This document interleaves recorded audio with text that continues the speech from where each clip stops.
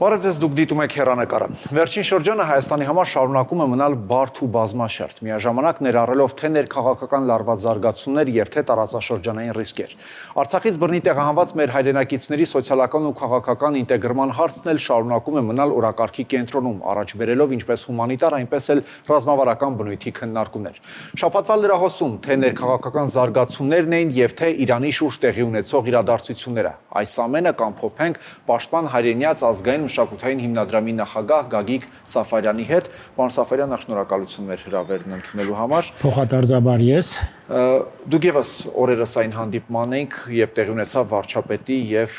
Լեռնային Ղարաբաղից բռնի տեղահանված մեր հայրենակիցների միջև հանդիպում, քննարկում, այդ հանդիպմանը, ինչպես ասացի, դուք էլ եք ներկա։ Վարչապետի ուղերձներից մեկը կարծես թե հետեւյալն էր. կառավարությունը ցանկանում է, որ Արցախից տեղահանված մեր հայրենակիցները տնավորվեն Հայաստանի Հանրապետությունում։ Ինչպես եք դուք վերաբերվում այս քաղաքականությանը։ Շատ ուրեմն պիտի ասեմ կարևոր բովանդակալից հանդիպում էր Լեռնային Ղարաբաղից բռնի տեղահանված մեր բնակիչների հետ եւ ես պիտի ասեմ, որ նմանատիպ հանդիպումների կարևորությունը եւ նշանակությունը անընդհատ պիտի լինի կառավարության ուշադրության կենտրոնում այդ մակարդակով կառավարության ղեկավարի տեղակալի դե մյուս նախարարությունների եւ մյուս գերատեսչությունների մակարդակով այդ հանդիպումները շատ բարբերաբար են լինում, ընդհանուր մարզային հանդիպումներ, ընդհանուր նաեւ համանքային հանդիպումներ։ Քանի որ կառավարության աշխատակազմի ղեկավար պարոն Հարությունյանի ղեկավարությամբ սկսած 2025 թվականի նոյեմբերից առ այսօր շարունակում են նման հանդիպումները։ Շատ լավ էր, որ վարչապետը հայտարարեց, որ այն բնակիչները, որոնք տեղավորվել են կամ տնավորվել են իր բառերով ասած, Երևանի սահմանամերձ շրջաններում 3 միլիոն շեմը մեկ հոգու առումով, բնակարանի հավաստագրի առումով դարձրեցին 4 միլիոն։ Որովհետև դա պիտի այդպես լիներ, որովհետև ամիսներ շարունակ մենք էլ ենք գտնում, որ դա պետք է։ Այնտեղ ես էլ ելույթ ունեցա իհարկե եւ ասացի, որ նման մոտեցում կարելի է վերանայել նաեւ Երևանում տեղակայված կամ Երևանում տնավորված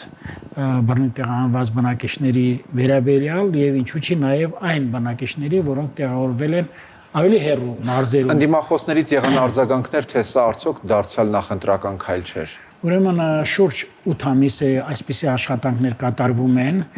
եւ ես պիտի ասեմ, սա չի տեղավորվում նախընտրական քաղաքականության տրամաբանության մեջ, կառավարության եւ ոչ էլ որևէ քաղաքական ենթատեքստ ունի։ Ընդհակառակը ես պիտի ասեմ, որ անսալով բազմաթիվ հորդորներին եւ խնդրանքներին, նույնիսկ կառավարության աշխատակազմի ղեկավարը ամիսներ առաջ ինքը հայտարարեց, որ մեր բռնի տեղահանված բնակիչների հանդեպ երբեք պիտի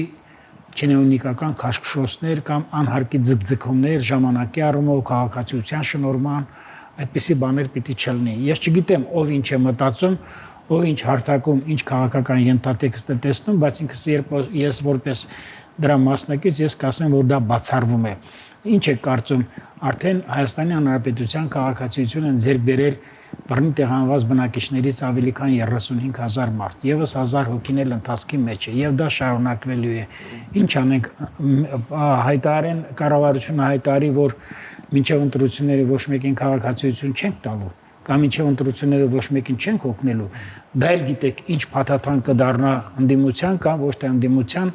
այսպես ասենք, չարական ուժերի եւ չկամ ուժերի ձեռքին։ Պարոն Սաֆարյան, երբ որ ասվում է պետք է տնավորվել եւ հաստատվել Հայաստանում, ասում են, երբ որ այդպես է հայտարարվում, լուսանցքում է հայտնվում արդեն վերադարձի իրավունքի իրացումը։ Սրանք չեն հակասում իրար։ Ներկա պայմաններում, գիտեք, ասենք, ես չեմ հասկանում որոշակի քաղաքական ուժերի հորջորջանքը, հոխորտանքը,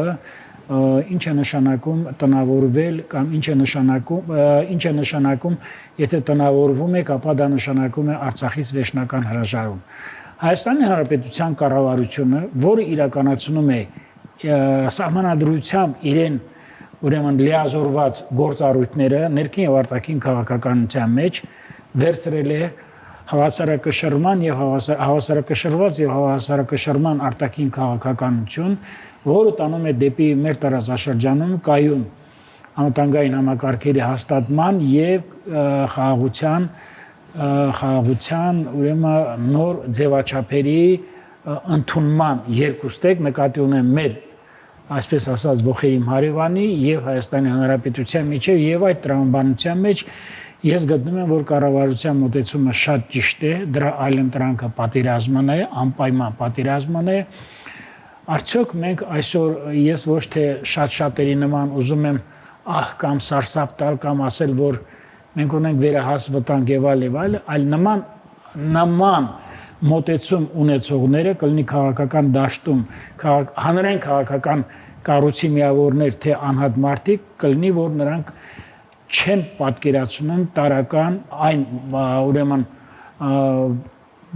մարտահրավերները որին պետք է պատասխանի Հայաստանի Հանրապետությունը եւ ես պիտի ասեմ հենց այդ հանդիպումը պետք է դիտել կայուն անվտանգության համակարգերի հաստատման եւ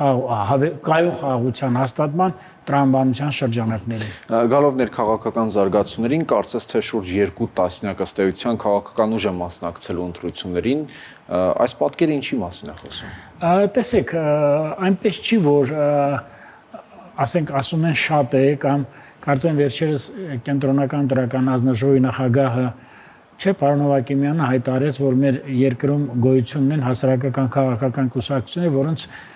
չափը անցնում է 100-յակը, ճիշտ է թե չէ։ Գիտեք, նշмарվում են մի քանի այսպես կոչված քաղաքական ուղղություններ, տրենդներ, եւ եթե իհարկե չմանրանամ, որտեղ կան նաեւ առողջ ուժեր, սակայն նման պարագայում, նման հորձանուտի եւ նման բարոյահոգեբանական քաղաքական մթնոլորտում այն առողջ ուժերը, որոնք փորձում են մեկնարկել համապետական ընտրություններում իրենց կարողարշավը, կարծում եմ նրանց այսպես ասած հնարավորությունները բավականին քիչ են։ Ճանաչելիության առումով, պետական ուրեմն ոլորտներում փորձի առումով, ինչու՞ չի նաև կարողարշավ ծավալելու համար միգուցե նաև նյութական եւ դրամական բազում խնդիրների առումով։ Այդ առումով չնայած ես ողջունում եմ նման ուրեմն առողջ ուժերի գործունեությունը։ Գալով այն հիմնական ուժերին, խոսքս վերաբերում է ուրեմն Քոչարյանի կողմից վերջերս կայացած ուրեմն Հայաստան դաշինքի ներսում գտնվող կուսակցություններին եւ հզոր Հայաստանին, ինչպես նաեւ առաջարկ Հայաստանին ուրեմն շուրջը ծրագրի շուրջը համախմբված հասարակական քաղաքական ուժերին, ապա ես իմ խորին համոզմամբ դրանք եթե չասեմ դավաճանական ուժեր են, ապա հստակ կարող եմ ասել Հայաստանի Հանրապետության հանդեպ որդեգրած ոչ կառուցողական ուժեր են, որոնք զուտ կարող եմ ասել սաթելայթային, արբանյակային ուժեր են, որոնք ներկայացնում են խամաճի շահեր, հիմա ներկայացնում ինչու։ Որովհետև դե գիտեք ինչ, ավարտած իր գործունեությունը ավարտած երկրորդ նախագահը ասում է միայն ես կարող եմ Հայաստանը փրկել այս վիճակից, միայն ես կարող եմ Ալիևի հետ ունենալ այսպիսի հարաբերություններ, խաղաղության առումով կորցրածը իդ բերելու, ես ուղղակի ուզում եմ հարցնեմ, ասինքն եթե ինքը չլինի, մենք կորած ենք, էլի 100 տարի, հա, եւ առհասարակ եթե ինքը չլինի, Հայաստանի Հանրապետությունը կորած է, միայն ինքը կարող է անել, էպաս չի որ այդ մարդու տրամաբանությունը դիալեկտիկայի զարգացման առումով զրոյի է հավասար, որովհետև 1998 թվականին էլ ինքը ասում էր «Էտով է այն տղամարդը, որ կարող է իմ առջև կամ ինձ ուրեմն լինել անդիմախոս կամ իմ հետ ուրեմն քաղաքական պայքարում լինի դիմադիր դաշտի ղեկավար»։ Ուզում եմ ասեմ, որ այսպես չի, նույնն վերաբերում է նաև ուժեղ Հայաստանին, բազմաթիվ խութեր կան։ Այլևս չեմ խոսում, որ այս 3 ուժերի անպայման 3 ուժերի դեռևս սրանց գումարում եմ նաև պատիվ ունեմ ուժերի բազմաթիվ ներկայացուցիչներ, ինչու՞ չի նաև վերջերս նաև առաջին նախագահի քաղաքական ուժը, չէ, Հայ ազգային կոնգրեսը երբևիցե ամենայն պատասխանատու կերպով հայտարարում եմ, երբևիցե նրանք կառուցողական մոտեցում չեն ունեցել, թե անդիմադիր դաշտում, թե նաև այն ժամանակ, երբ որ նրանց էր վիճակված Հայաստանի Հանրապետության կառավարության եւ օրենսդիր գործունեության բազմաթիվ լծակներ։ Ես ուղղակի մեղմ եմ ասում, նրանք ձախողել են, նրանք ձախողված քաղաքական ուժեր են, նրանք այսօր էլ փորձում են ցեղ շպրտել, ոչ թե ցեղ շպրտել, այլ ամեն կերպ դավադիր, դավաճանական վստահ են, որ Հայաստանում իշխանափոխություն է լինելու, նրանք վստահություն ունեն այդպես։ Փորձում են ուրեմն ռևանշիստական կերպով ձեռք բերել իշխանությունը, իշխանության լծակները, վարչապետի աթոռը։ Հայաստանում 2026 թվականի քաղաքական ընտրությունների մեկնարկից հետո ես կարող եմ ասել, ինչ կարող է տեղի ունենալ, այո, բայց ես վստահ եմ, որ այդ ուժերը չեն հաղթահարելու այն շեմը, որը կարող է նրանց տալ երազած վարչապետի, ասեմ, կամ քաղաքական մեծամասնության դեպքում միավորում չի լինելու դա, ես մի անգամ վերջերս հարցազրույց եմ տվել, չգիտեմ, որ հերոստալիքով եւ ասել եմ միավորում չի կարող պատահի, եթե եղա միավորում, ապա միասնական տեխնացիոն պիտի լինի Ռոբերտ Քոչարյանը։ Այլ տարբերակ լինել չի կարող, որովհետեւ Ռոբերտ Քոչարյանը իր անհանդուրժողականությամբ, իր չզիջելու բնավորությամբ, ուրեմն անիմաստ կերպով, քանի որ ես ասում եմ, որ վաղուց նրանց պիտանելիության ժամկետը ավարտված է, նրանք վաղուց պետք է բոլոր նախագահները եւ քաղաքական ուժերը, որոնք երկիրը հասել են այս վիճակին, նրանք իրենց քաղաքական ճամպրուկները վաղուց պիտի հավաքած լինեն։ Եվ հետո էլ երբ որ ասում են, որ կառավարության ներկայիս ղեկավարը Նիկոլ Փաշինյանին պետք է այսպես անենք, այնպես անենք, չէ հերացնեն կամ ընտրությունների այնպիսի հորձանոտով գնա, որ նա չկարողանա։ Դուք դրա մասին մտածեիք այն ժամանակ, երբ որ դուք ունեիք 20 տարի քաղաքական իշխանություն։ Ձեր քաղաքական իշխանության, ուրեմն բազմաթիվ անբարոյականություններ, պետության հանդեպ ունեցած արհամարհանք, պետության դերը չհասկանալու ձեր գործունեությամբ դուք նպաստել եք, որպեսզի այս քաղաքական ուժը գա իշխանության։ Պարոն Սաֆարյան, մեր ժամանակը լրանում է, քանի որ շաբաթվա լրահոսի գլխավոր հարցերից մեկը նաև Մերձավոր Արևելքում տեղի ունեցող իրադարձություններն էին, մասնավորապես Իրանի շուրջ կատարվող այդ զարգացումները, Հայաստանը կկարողանա առանց լուրջ կորուստների շրջանցել տեղի ունեցողը։ Համոզված եմ, որ այո։ Հայաստանը արդեն հռչակել է իր արտաքին քաղաքականության դոկտրինները, Հայաստանը արդեն հռչակել է արտաքին ռազմավարական եւ մարտավարական մարտահրավերների հանդեպ իր մոտեցումները եւ ինչքան էլ հիմա ստեղծում են նոր աշխարհակարգ եւ տեսնում ենք, որ նոր աշխարհակարգը ձնագնդու պես է ստեղծում, ես կարծում եմ, որ Հայաստանը փորձելու է համենայն դեպս, եթե չասեմ, որ ուրեմն ոնց պետք է այնպես էլ դուրս կգա, բայց ես պիտի ասեմ, որ կարողանալու է դիմակայի։ Ես չեմ պատկանում այն վարչապետների թվին, որոնք 2008 թվականին համաշխարհային տնտեսական ճգնաժամի ժամանակ ասեց Հայաստանը կառավարությունը այնպեսի դիրք է բռնել, որ սա մեր վրա չի ազդելու, ընդամենը 1 ամիս հետո դոլարը կրկնակի անգամ թանկացավ։ Գալով Իրան, իսրայելա-ամերիկյան այս մեծ հակասությանը եւ ռազմական գործողությունների ծավալմանը, թեկուզ առայժմ ոչ ցամաքային, բայց ես պիտի ասեմ, որ վերջին հաշվով նշмарվում է, որ երկու բան ամերիկացիները